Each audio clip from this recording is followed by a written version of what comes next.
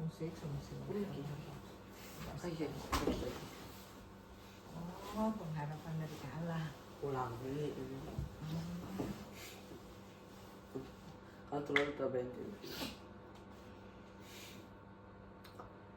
Ya, kita sudah selesai penyembahan. Sekarang kita masuk ke dalam firman Tuhan. Sebelum kita mendengar firman Tuhan, mari kita satu dalam doa. Tuhan Yesus, terima kasih Tuhan atas pertamu Tuhan sepanjang kami ibadah Tuhan pada malam hari ini Tuhan. Kami sudah selesai Tuhan penyembahan kami Tuhan. Berkati Tuhan agar firman yang akan saya bawakan Tuhan agar bisa berguna Tuhan, bisa ditanamkan dalam hati kami bisa menggunakan dalam kehidupan sehari-hari. Saya bisa menyampaikan sesuai dengan kehendak-Mu Tuhan yang doa kami Tuhan. Terima kasih Tuhan. Haleluya, amin. Jadi tema ibadah kita sekarang ini adalah pengharapan dari Allah. Ayat yang saya ambil adalah Yeremia 29 ayat 11.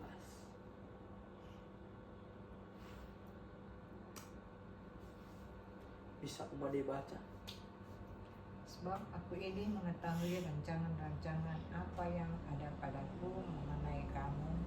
Demikianlah firman Tuhan, yaitu rancangan damai sejahtera dan bukan rancangan kecelakaan, untuk memberikan kepadamu hari depan yang penuh harap. Tujuan dari firman saya kali ini itu sehingga kita bertahan dalam kesalahan dan rancangan Tuhan yang shalom. Nah, bagaimana bisa memaknai dari tujuan yang saya berikan ini akan kita mengerti ketika seiring berjalannya firman Tuhan yang saya berikan. Jadi Yeremia 29 ayat 11 ini adalah salah satu ayat yang memang sering sebagai seorang orang Kristen sering dipakai, merupakan salah satu ayat yang digunakan untuk sebagai ayat hafalan. Jadi memang ayat ini sudah cukup terkenal. Tetapi mengapa saya mau menggunakan kembali dalam firman saya? Karena terdapat makna yang menurut saya sangat amat baik untuk kita pahami. Nah, sebelum itu bagaimana latar belakang dari ayat ini?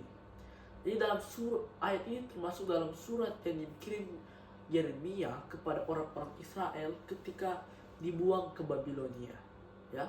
Jadi waktu pada saat itu bangsa Israel itu sedang berada dalam masa pembuangan setelah kekalahan dari kekaisaran Babilonia pada masa itu, ya. Seperti yang di sini, yang dimana pada raja Nebukadnezar.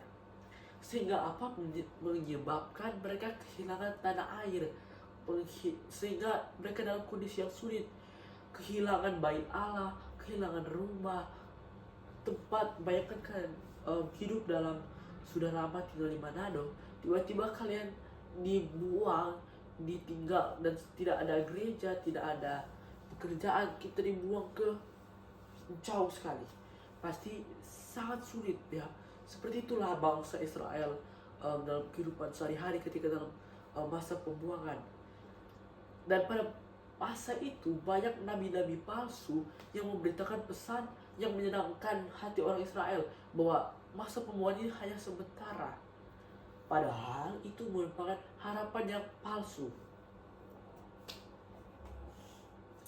Nah, surat ini dikirim oleh Yeremia atas perintah Tuhan untuk membuat bangsa Israel tidak mempercayai harapan palsu yang diberikan oleh nabi-nabi palsu, di mana Tuhan menyuruh orang Israel itu untuk terus bertahan, bahwa masa pembuangan mereka itu tidak akan sebentar tetapi berlangsung lama. Tetapi mereka harus menyadari untuk bisa mereka menerima kenyataan bahwa masa pembuangan mereka memang lama, tidak sebentar, untuk tidak mempercayai harapan palsu tersebut. Nah, tetapi meskipun mereka dalam masa pembuangan, Tuhan itu tetap menyertai dalam ayat ini. Tuhan tetap yang katakan bahwa Dia akan terus menyertai bangsa Israel dan tidak akan pernah meninggalkan mereka. Dan Tuhan memiliki rencana indah pada akhirnya, di mana bangsa Israel itu akan dikembalikan ke tempat yang seharusnya, dan mereka bisa akan ada damai sejahtera yang melebihi sebelumnya. yaitu rencana yang penuh indah dan penuh harapan yang tentunya akan mereka dapatkan setelah masa pemulihan itu, yaitu 70 tahun. Nah, kita masuk dalam garis besar. Ayat ini dibagi dalam 3 garis besar. Garis besar yang pertama itu di kalimat pertama, sebab aku ini mengetahui rancangan-rancangan apa yang ada padaku mengenai kamu, demikianlah firman. Nah, bagian dari ayat tersebut menegaskan bahwa Tuhanlah yang tahu atas rencana-rencana apa dan perencanaan Tuhan yang merencanakan segala kehidupan kita. Kita jangan mempercayai apa perkataan dunia, tetapi mempercayai apa rencananya Tuhan. Karena apa? Tuhan adalah otoritas tertinggi. Dia memiliki rencana sehingga tidak dapat terbantahkan, karena seperti yang saya sudah bilang, otoritasnya Tuhanlah yang paling tertinggi. Lalu garis besar kedua itu yaitu rancangan damai sejahtera dan bukan rancangan kecelakaan. Nah, maksudnya dari bagian ini yaitu bahwa Tuhan memiliki rencana yang pasti itu damai sejahtera. Tidak ada rancangan kecelakaan yang akan berlangsung lama seperti yang ada di PPT saya, di mana melainkan akan terjadi pemulihan, rancangan yang penuh sejahtera, sukacita, bahagia, harapan, dan shalom. Itulah rencana Tuhan yang sebenarnya. Tidak mungkin rencana Tuhan itu adalah kecelakaan yang berlangsung lama. Lalu garis besar yang terakhir, untuk memberikan kepadamu hari depan yang penuh harapan. Maksud dari bagian terakhir ini bahwa Tuhan punya rancangan itu, meskipun memiliki rasa kecelakaan, tetapi kita itu punya masa depan yang penuh harapannya. Seperti bangsa Israel yang dijanjikan bahwa setelah masa pemulihan itu mereka bisa kembali ke Yerusalem dan mendapatkan kehidupan mereka yang bahkan bisa lebih damai sejahtera. Jadi seperti itu maksud Tuhan, bahwa setelah kecelakaan Tuhan, rencana kecelakaan itu akan ada rencana yang penuh pengharapan dari Tuhan, seperti pada bangsa Israel. Nah, ini saya ambil 2 contoh hewan yang menurut saya sesuai dengan ayat ini. Pertama adalah kupu-kupu. Nah, saya tulis penantian. Mengapa? Karena kupu-kupu ini dari larva menjadi kupu-kupu yang sangat indah dan cantik seperti di gambar ini, di mana larva itu melewati masa metamorfosis.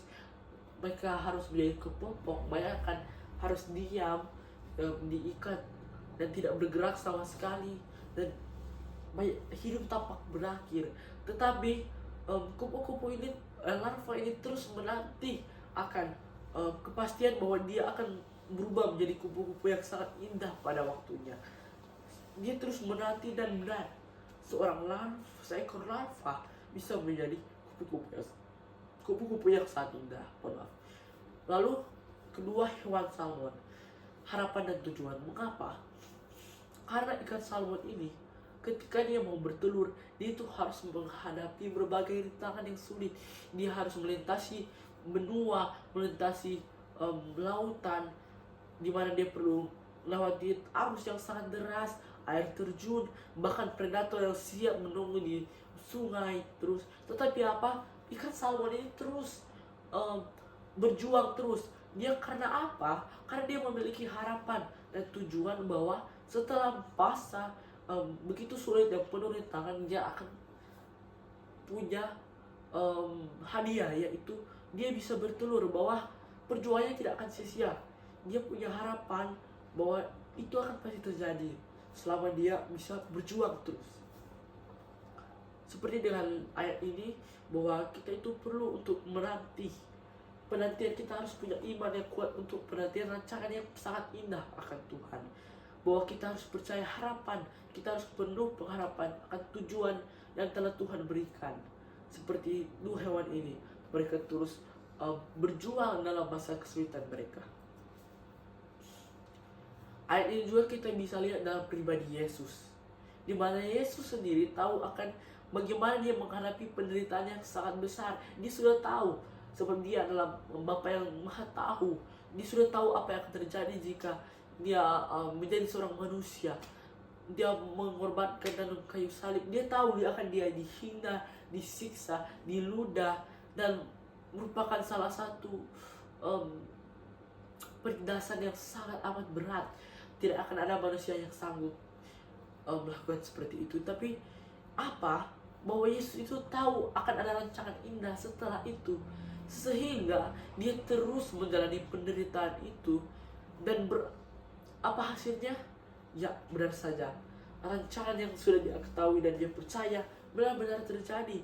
Dia berhasil menghapus dan dia bisa menggenapi janji Tuhan, di mana dosa manusia dihapuskan di dalam dam kayu salib, di mana merupakan rancangan damai sejahtera. Lalu kenapa ayat ini penting dipelajari?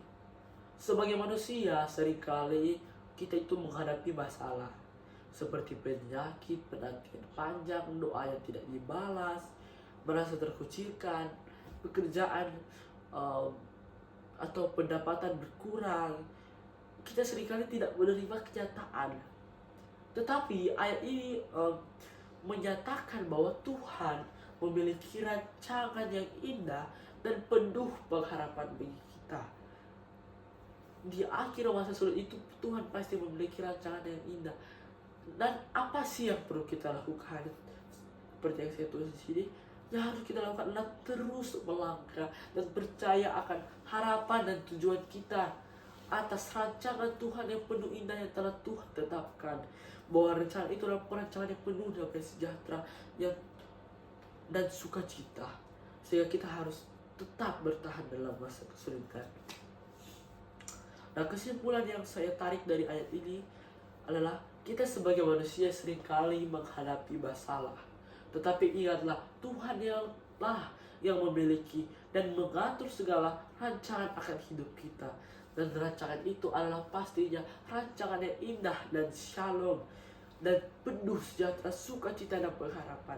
Yang perlu kita lakukan adalah bertahan dan percaya akan rancangan Tuhan yang penuh pengharapan, bahwa akan ada pemulihan, ada pembaruan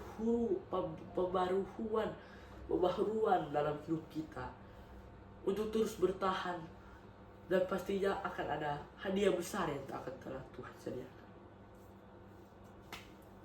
Jadi, apakah sudah percaya akan rancangan Tuhan yang shalom dan penuh pengharapan? Amen. Terima kasih. Firman saya yang singkat pada malam hari ini sudah selesai. Sebelum kita menutup, kita akan masuk dalam doa. Tuhan Yesus, terima kasih Tuhan atas firman yang Kau telah berikan Tuhan. Terima kasih atas hikmat-Mu Tuhan, kami bisa menyampaikan. Kau berkati agar kami semua Tuhan bisa hidup dalam masa sulit, dalam perjuangan, dan percaya akan rancangan-Mu Tuhan yang indah Tuhan. Bahwa kami akan terus percaya, memiliki iman yang kuat akan rancangan yang penuh pengharapan, dan yang perlu kami lakukan adalah bertahan Tuhan. Yang sama juga dengan bahasa sekarang Tuhan, di bumi Tuhan kami hidup dalam penuh rintangan. Yang perlu kita lakukan bertahan dan berjuang selalu Tuhan, menanti keselamatan dari-Mu Tuhan. Terima kasih Tuhan. Mengira doa kami Tuhan, agar kami bisa menerapkan firman yang telah kami dengar. Inilah doa kami. Haleluya. Amin. Terima kasih sudah mendengar.